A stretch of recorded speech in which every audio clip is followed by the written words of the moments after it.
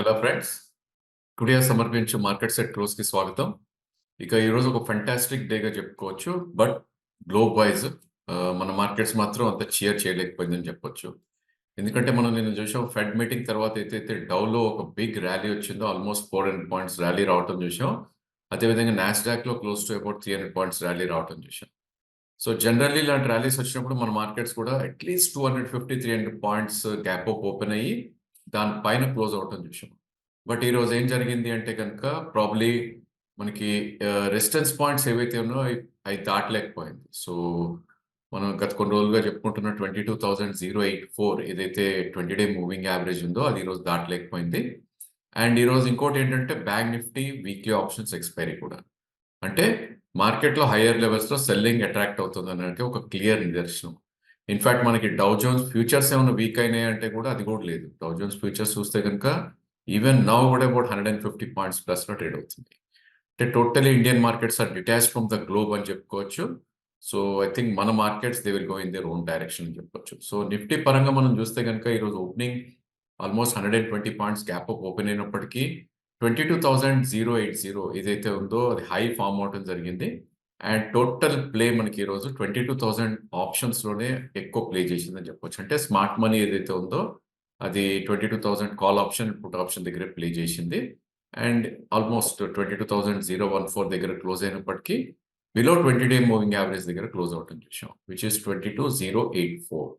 అంటే ఇప్పుడు నిఫ్టీ మనకి రేంజ్ అనేది ఇంకా షిఫ్ట్ అవ్వలేదు అప్ సైడ్. ఎందుకంటే మనకి నిన్నటి లో ఏదైతే ఉందో 21,710 ఒక చిన్న సపోర్ట్ ఉన్నా కూడా మనం గత కొన్ని రోజులుగా అనుకుంటున్నా 21,530 అనేది ఒక కీ సపోర్ట్ గా ఉంటుంది. And upper side of course మనం నిన్న కూడా అనుకున్నాం 22,204 ఏదైతే 14th మార్చ్ రోజు హై ఉందో that will become a resistance point అని. సో మనం ఇప్పుడు రెసిస్టెన్స్ జోన్ లోకి వచ్చాం కాబట్టి ప్రాబ్లీ ప్రాఫిట్ ఎక్కడైనా ఉంటే కనుక one should try to take the profits, or ఎవరైనా షార్ట్ చేయగలిగితే కనుక మేబీ పుట్ ఆప్షన్స్ కొనటంలో వన్ క్యాన్ గో షార్ట్ అని చెప్పొచ్చు.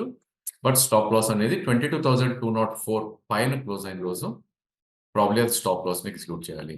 ఇక ఈ రోజు మనం చూస్తే కనుక పిఎస్యు స్పేస్ లో దేవర్ వాజ్ ఎక్సలెంట్ ర్యాలీ అని చెప్పొచ్చు. నిఫ్టీ పరంగా మనం చూస్తే కనుక so all top gainers in Nifty are PSU stocks అని చెప్పొచ్చు. సో ఎన్టీపీసీ కానీ, బీపీసీఎల్ కానీ, పవర్ గ్రిడ్ కానీ, కోల్ ఇండియా కానీ, నాలుగు కూడా బిట్వీన్ 3-5% పెరగటం చూసాం. ఇక అదర్ సెక్టర్స్ లైక్ ఫార్మా కానీ, అంటే డాక్టర్ రెడ్డీస్, దివి, సిప్లా ఇవి కూడా they have done good. And banking, financial, especially Bajaj twins they have done good actually. Probably అవి మంచిగా పర్ఫామ్ చేయటం చూసాం. అదేవిధంగా అదర్ బ్యాంక్స్, మెయిన్ పిఎస్యు బ్యాంక్సే ఇక్కడ పర్ఫార్మెన్స్ ఎక్కువ చేశాయని చెప్పొచ్చు. స్టాక్స్ లైక్ పిఎన్బి కానీ, బ్యాంక్ ఆఫ్ బరోడా కానీ ఇవన్నీ కూడా they have done good. Of course SBI కొంచెం సబ్డ్యూడ్ గా ట్రేడ్ అయిందని చెప్పొచ్చు. ఇక వేరే సెక్టర్స్ లో ఐటీ కూడా ఒక మంచి పుల్ బ్యాక్ ర్యాలీ రావటం చూసాం. లాస్ట్ 3-4 డేస్ గా ఏదైతే సెల్ ఆఫ్ వచ్చిందో, బట్ ఆ పుల్ బ్యాక్ అంత ఎక్సలెంట్ గా లేదని చెప్పొచ్చు. ఎందుకంటే మనం చూస్తే కనుక ఇట్స్ ఓన్లీ 0.5 నుంచి 1% పెరిగాయి స్టాక్స్ లైక్ టెక్ మహీంద్రా కానీ, టీసీఎస్ కానీ, విప్రో కానీ, హెచ్సిఎల్ టెక్ కానీ. బట్ ఇన్ఫోసిస్ చూస్తే చాలా న్యూట్రల్ గా ట్రేడ్ అయిందని చెప్పొచ్చు. ఇక మెటల్ స్టాక్స్ ఏవైతే గత కొంతకాలంగా సైడ్ వేస్ లో ఉన్నాయో, ఆర్ మేబీ కొద్దిగా అప్ ట్రెండ్ నుంచి సైడ్ వేస్ పోయో మళ్ళీ ఒక అప్ ట్రెండ్ రెజ్యూమ్ అయిందని చెప్పొచ్చు. సో జేఎస్డబ్ల్యూ స్టీల్ కానీ, టాటా స్టీల్ కానీ ఇవన్నీ కూడా అప్ మూవ్ రావటం విషయం.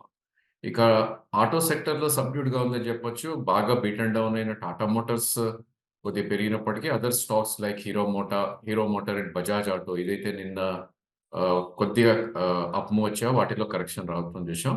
ఐ థింక్ అవే ఒక సోల్ లూజర్ గా మనం చెప్పుకోవచ్చు. అదానీస్ అండ్ రిలయన్స్ కొద్దిగా బ్యాక్ సైడ్ తీసుకుని సైడ్ వేస్ లో ఉన్నాయని చెప్పుకోవచ్చు. అండ్ మనకు లూజర్స్ లిస్ట్ చూస్తే కనుక it was like Bharti, HDFC life, ఇందాక చెప్పిన మారుతి, ఓఎన్జీసీ స్వల్పంగా వీక్ అయ్యని చెప్పొచ్చు. ఇక బ్యాంక్ నిఫ్టీ మనం చూస్తే కనుక మార్నింగ్ ఆల్మోస్ట్ 350 పాయింట్స్ దగ్గర గ్యాప్ ఆఫ్ ఓపెన్ అవటం చేసాం. అండ్ క్లోజింగ్ కూడా ఎగ్జాక్ట్లీ అక్కడే క్లోజ్ అయింది. సో దీన్ని మనం అగైన్ డోజీ బార్ అంటాం. So bulls have fail to take control from bears అంటాం ఇలాంటి సిచ్యువేషన్ వచ్చినప్పుడు. ఎందుకంటే మనకి ఇనిషియల్లీ 46,776 ఏదైతే 20-డే మూవింగ్ యావరేజ్ ఉందో దాని పైకి వెళ్ళినప్పటికీ ప్రాబ్లీ అక్కడి నుంచి బేర్స్ అగైన్ వాళ్ళు కంట్రోల్ తీసుకుని మార్కెట్ కింద తీసుకొచ్చారని చెప్పొచ్చు. ఈవెన్చువల్లీ ఇది 46,776 ఏదైతే 20-డే మూవింగ్ యావరేజ్ ఉందో దాని కిందనే 100 పాయింట్స్ కింద క్లోజ్ అవటం చేసాం. అంటే ఈ రోజు ఏమైందంటే ఒక ఎక్స్టెండింగ్ టాప్ అనేది ఫామ్ అయింది. సో మనకి ఇంతకుముందు రేంజ్ ఏదైతే అనుకున్నామో 45,661 నుంచి 46,000 800 అనుకుంది. ఇప్పుడు కొంచెం ఎక్స్టెండ్ అయింది ఒక 200 పాయింట్స్. ఆర్ మేబీ మనకి హయ్యర్ సైడ్ చూస్తే కనుక 14th మార్చ్ రోజు అయితే హై వచ్చిందో 47,231 చెప్పుకోవచ్చు. So all in all range ఒక 250-300 పాయింట్స్ ఎక్స్టెండ్ అయింది చెప్పొచ్చు. ఈరోజు ఒక ఎక్స్టెండింగ్ టాప్ ఫార్మేషన్ జరిగింది. సో ఇలాంటి టైంలో probably one should try to cell అని చెప్తాం. ఈవెన్ బ్యాంక్ నిఫ్టీలో కూడా ప్రాఫిట్ టేకింగ్ అనేది కంపల్సరీగా చేసుకోవాలి. అండ్ మేబీ ఎవరైనా షార్టింగ్ చేస్తే కనుక 46,300 పైన స్టాప్ లాస్ పెట్టాలి. ఇక బ్యాంక్ నిఫ్టీ కాంపోనెంట్స్ లోకి వెళ్ళి చూస్తే కనుక అన్ని కూడా పాజిటివ్ గా ట్రేడ్ అయినాయి except for one stock which is ICICI bank. But ఇక్కడ మనం చేయాల్సింది ఏంటి అంటే కనుక ఏవైతే వీక్ బ్యాంక్స్ ర్యాలీ అవుతున్నాయో వాటిల్లోంచి బయటపడతాం, లేకపోతే ప్రాబ్లీ హెడ్జింగ్ ప్రకారం వాటిల్లో షార్ట్ చేయటం. సపోజ్ మనకి పిఎన్బిలో లాంగ్ ఉన్నాం అనుకోండి, Bandhan bank and AU bank are the biggest bank. So ర్యాలీలో వాటిని షార్ట్ చేసి దాని అగేన్స్ట్ హెడ్జ్ చేసుకోవటం, లేదంటే రిస్క్ తీసుకున్న వాళ్ళు put option out of the money కొనుక్కోవటం అనేది చేయాలి. But one should act in weak banks. ఎవరైనా హోల్డ్ చేస్తుంటే కనుక స్వల్ప నష్టాలు ఉన్నా కూడా one should try to exit అని చెప్తాను. ఇక F&O సెగ్మెంట్ లోకి వస్తే కనుక all the stocks were positive, most of the stocks except for Petronet, ఇందాకే చెప్పిన భారతీ ఎయిర్టెల్ కానీ హెచ్డిఎఫ్సి లైఫ్, సేమ్ ఏవైతే మనకి నిఫ్టీ కాంపోనెంట్స్ లో ఉన్నాయో. Apart from that I think UPL, ఇంకో stocks Indus Towers, Shriram finance ఏవైతే నిఫ్టీలో లేవో ఇవన్నీ స్వల్పంగా వీక్ ఉన్నాయి. అది కూడా 0.5 నుంచి ఆల్మోస్ట్ 1% వరకు. అండ్ మనకి స్టెల్లార్ ర్యాలీ అగైన్ ఇక్కడ కూడా టోటలీ పబ్లిక్ సెక్టర్ ఎంటర్ప్రైజ్ చెప్పుకోవాలి. Hindustan copper is the highest gainer, about 7.5% పెరగడం చూసాం. దాని తర్వాత PFC, REC, BHEL, NALCO, BEL, HAL, any sector any stock.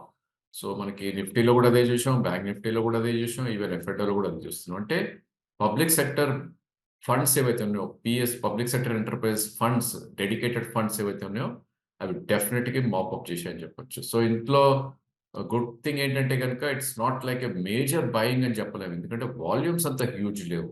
Price పెరుగుతుంది కానీ వాల్యూమ్స్ ఎక్కువ అవ్వలేదు. సో దీనిలో రెండు కారణాలు, ఒకటి ఫండ్ న్యావ్ ప్రాపప్ కోసం స్వల్పంగా కొంటున్నాయా, సెకండ్ థింగ్ పార్టిసిపేషన్ తక్కువ ఉండటం వల్ల, లిక్విడిటీ తక్కువ ఉండటం వల్ల కొద్దిగా బయింగ్ వచ్చినా కూడా పెరుగుతున్నాయి అనేది మనం చూడాలి.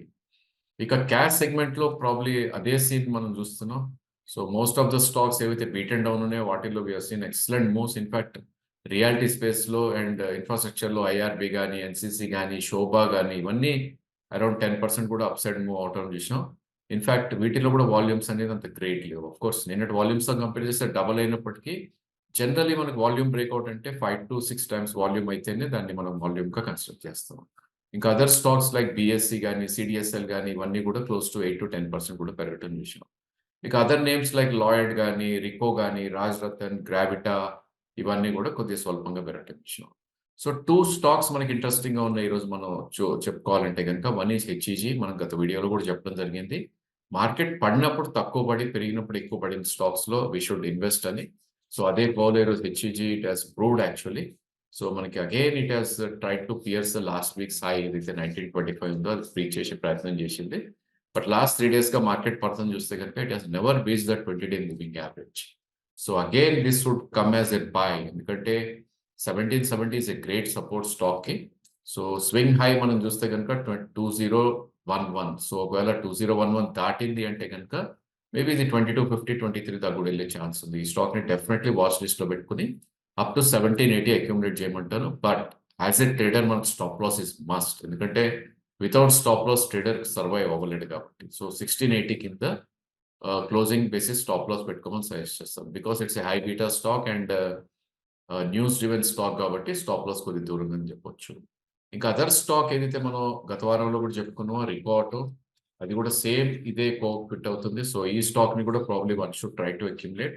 ఇన్ఫాక్ట్ రికో ఆటో ఈరోజు చూస్తే కనుక ప్రీవియస్ క్లోజింగ్ ఏదైతే ఉందో 133 దాని పైన క్లోజ్ అవుతుంది చూసాం 147. In fact previous stop was 146.2 and ఈరోజు స్టాప్ 147, 150 హాఫ్ దాకా వెళ్ళటం చూసాం.